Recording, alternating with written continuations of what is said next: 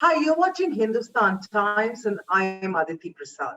We have with us today energy expert Vikram Singh Mehta, who has edited the book The Next Stop, which looks at the challenges and opportunities of increasing production and usage of natural gas and renewable energy to gradually reduce the dependence on the environmentally damaging fossil fuels like coal and oil, for instance. Welcome to the show, Mr. Mehta. We're in the middle of a pandemic, but every crisis presents an opportunity, really. Now, India is the economy is in a contraction stage because of the lockdowns imposed by the spread of the virus. Do you believe that this is the right time to have a radical relook at India's natural gas policy? It's the right time to do that. It's not simply because of the pandemic. It's not simply because of the downturn in the economy. It's because the linkage between economic development, energy demand, and the environment has been historically a very unhealthy linkage. This linkage has to be weakened, irrespective of the state of the economy, irrespective of the state of our public health infrastructure. So the issue of transitioning from a fossil fuel-based economy to a cleaner energy-based system is fundamental to sustainable development. The question is, how do we make that transition? Can we make that transition by leapfrogging from where we are today to a system that's totally reliant on solar and wind and hydrogen and all the other clean fuels that we talk about? Or will it be necessary for us to move step by step forward? Now, this book and the title of the book in particular actually is all about the step-by-step approach. It's a practical approach. Ideally, of course, one would like us to be able to leapfrog, but that's not practically possible. So we have to move one step at a time. Today, the Indian economy is heavily reliant on coal and oil, but the cleanest fossil fuel is natural gas. So the idea behind this book, the driver behind this book, is to encourage the government to put in place a framework that will lead to the accelerated use of natural gas and the diminished use of coal and oil. And that is the first step. And that's why we call natural gas as the bridge fuel between the current fossil fuel-based economic system and the objective future clean energy system that we are headed towards. So that's the reason for this book. I'm going to hold up the book here. It's all of 600 pages, and I've gone over at least, let's say, a quarter of it so far because I just received it yesterday. I just want to ask you, in your introduction, because I've gone through that in detail, you've talked about how globally natural gas accounts for 25% of fuel consumption. In India, it's less than 7%. Why have we lagged behind to this extent? There are several reasons. The first reason is the relative lack of natural gas, of domestic natural gas. So we haven't found enough natural gas within our own borders to meet potential demand for natural gas. The second reason is the absence of an infrastructure to bring the natural gas from the point of production to our consumers. Natural gas requires a pipeline infrastructure, and that pipeline infrastructure has not been built. There are pipelines, but the current infrastructure covers most of North India and West India, but it is still not it still does not cover East India and South India. So in the absence of a national gas grid, national pipeline gas grid, there has been a dampening of demand for natural gas. The third reason is the price of natural gas. Natural gas prices are not competitive right now against coal. And so the consumer has not had an economic incentive to switch from coal to natural gas. And the government has not really encouraged consumers to make that switch by subsidizing natural gas. So when you combine the combination of inadequate or insufficient supply of domestic gas and a price that is uncompetitive with the absence of a pipeline infrastructure, it explains the relative slow growth of natural gas in our energy basket. The structural and institutional challenges you've talked about for India to move to a clean energy base. What, in your view, as in present date, are these challenges, and how can they be addressed? There are, you might say, broadly speaking, the challenge of creating an institutional framework to develop a coordinated and cohesive energy policy. And then there is the challenge of ensuring that the price of our energy, whether it's gas or whether it's oil or whether it's renewables, is affordable.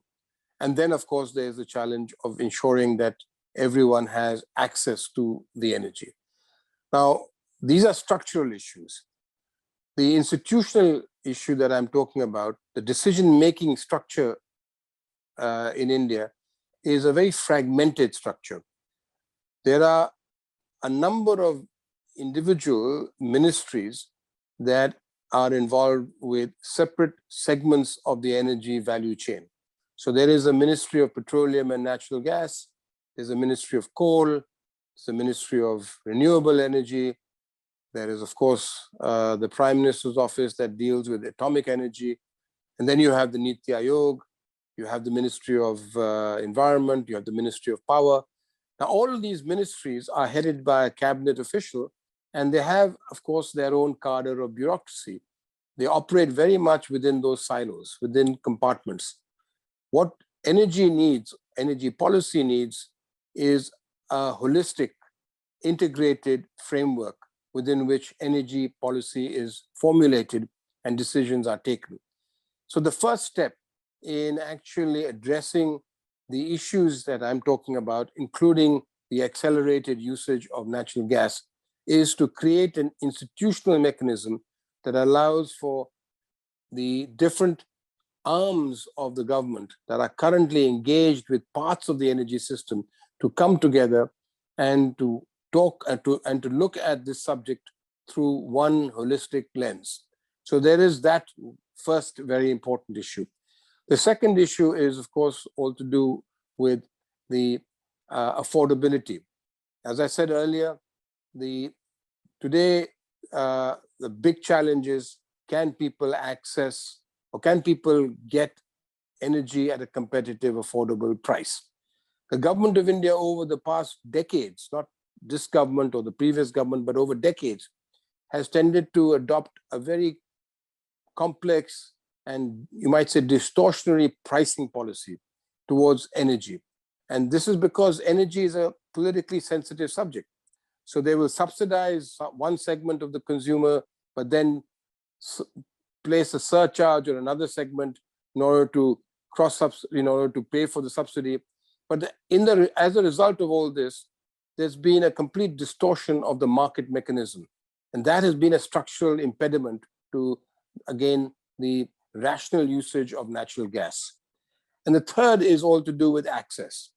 How do you get energy to the consumer at the right time, the right place, at the right price? And this has to do, of course, as I said already, with the creation of the infrastructure. It's not just pipeline infrastructure, it's the full range of infrastructure, from import facilities to storage facilities to pipelines. And then, of course, at the consumer end, you have to have the infrastructure that allows the consumers to switch from their existing energy systems to a new, cleaner energy system. So these are the three broad structural issues that have to be addressed. But these are seriously a lot of challenges that you've listed out for us to move towards clean energy base. But let's talk about. I just want to break it down, and I want to just talk about. Yes, you spoke about various arms of the government dealing with energy and the coordination between them. Are you talking in terms of a sort of an energy panel? I mean, when just in simplistic terms, would an energy panel to sort of coordinate all efforts be a solution to this systemic challenge? No, my own preference, frankly, would be to create an energy czar, to have a minister for energy, who would be ranking alongside our finance minister, our home minister, and our finance minister, and our foreign minister as the top 3 or 4 ministers in the cabinet. So the minister of energy would be the supremo energy, executive in the country, political executive in the country. And under his umbrella jurisdiction, we would have a department related to petroleum, a department related to coal, a department related to renewables. And this would allow each of these departments to ensure that what they did was based on what the other departments are doing. So there was a coordination and collaboration amongst these various departments before we developed an energy policy. So I am not interested in a panel or a commission. I'm interested in the creation of an executive authority that will be responsible for energy policy in this country. We have had in the past, as you may or may not know, the Planning Commission. And the Planning Commission did have a member responsible for energy. But the member for energy, who had the rank of a Minister of State, had no executive authority. They could formulate energy policy, but ultimately it depended on the various executive ministries to implement that. And more often than not, the policies were never implemented. So we need an executive authority.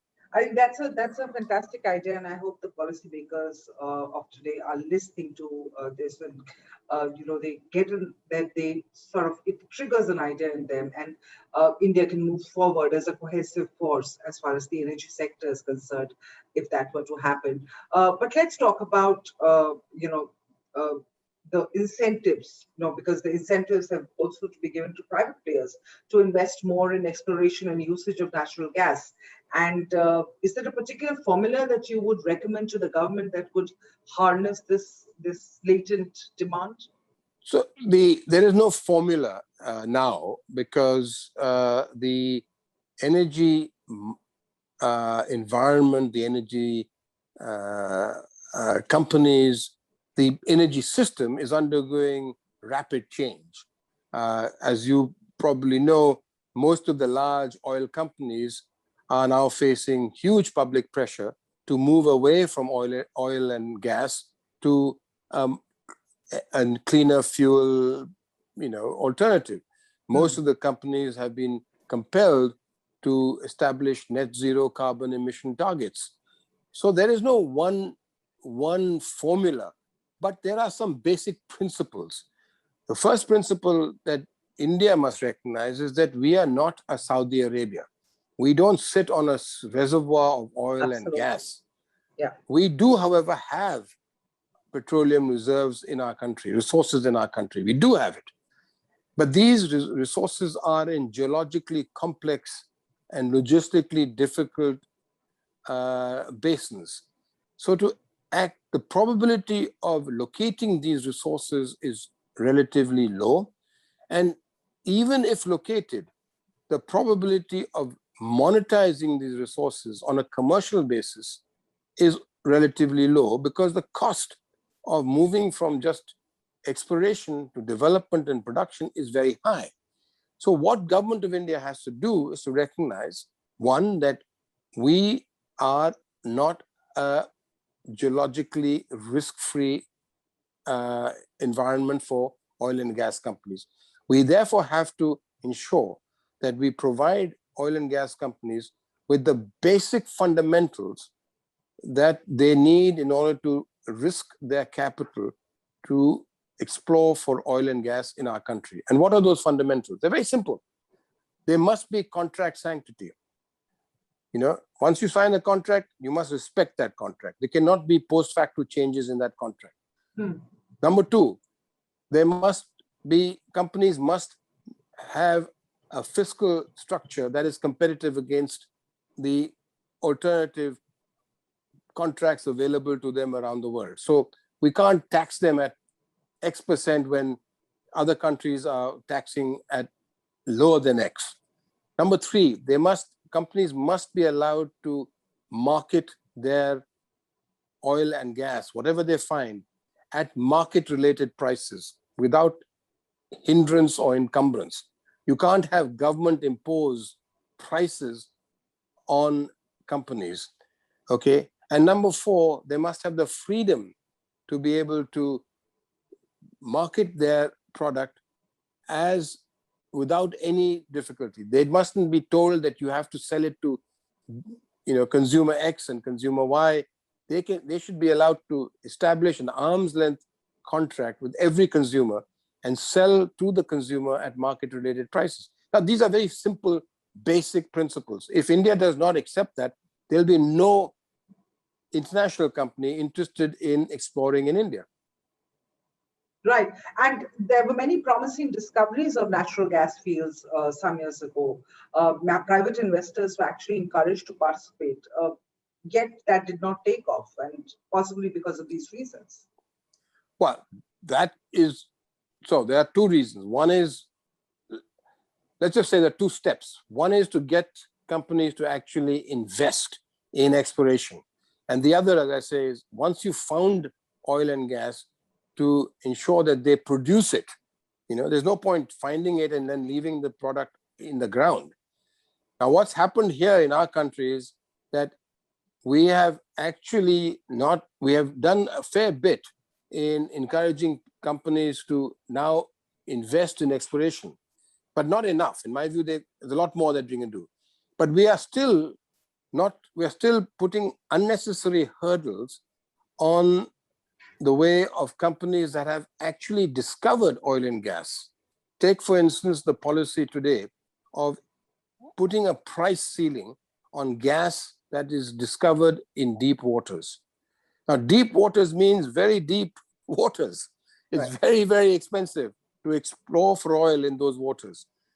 We have some very major finds offshore east in the Krishna Godavari basin. Companies that have made those discoveries cannot sell the gas above a certain price. There's a price ceiling, and the price ceiling is being determined by a formula that is totally it's very complicated. Why? You know, this is like taking a gun and shooting yourself in the foot. Sure. We have the gas, we're not producing it. Okay. Right. Or there is this other situation where you might find gas like in the northeast of India, but you're not able to produce it because there's no market for the gas, or because the infrastructure to bring the gas from the producing field to the consumer does not exist. The pipeline does not exist. So these are the avoidable, and I say avoidable issues that must be addressed. And these are the issues that I have raised in this book.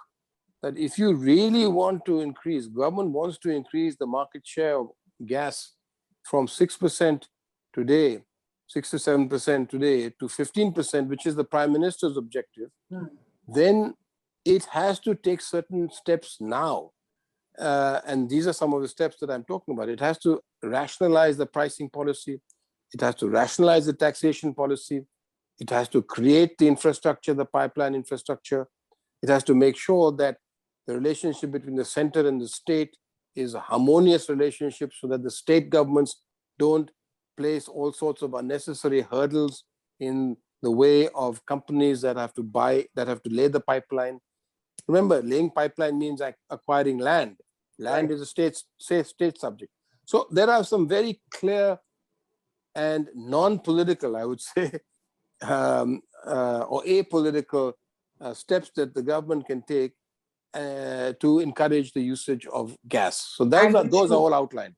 and which you've outlined in Yeah. this book that you've put together, because it is so you would say that this is essential reading for the policymakers if we need to sort of get ourselves or get India on the track to a clean energy base in the near and distant future. You've listed out a whole list of challenges, including structural and institutional, including economic, on pricing, on distribution grids. There's a lot to be done, and there is a lot that the government needs to look at and sort of get its act together there. But I hope that this book becomes a good beginning point for the policymakers to sort of start taking note and start acting in the right direction. Thank you so much for joining us for this broadcast. We'll keep coming back to you with more. Stay tuned to Hindustan Times. Thank you very much.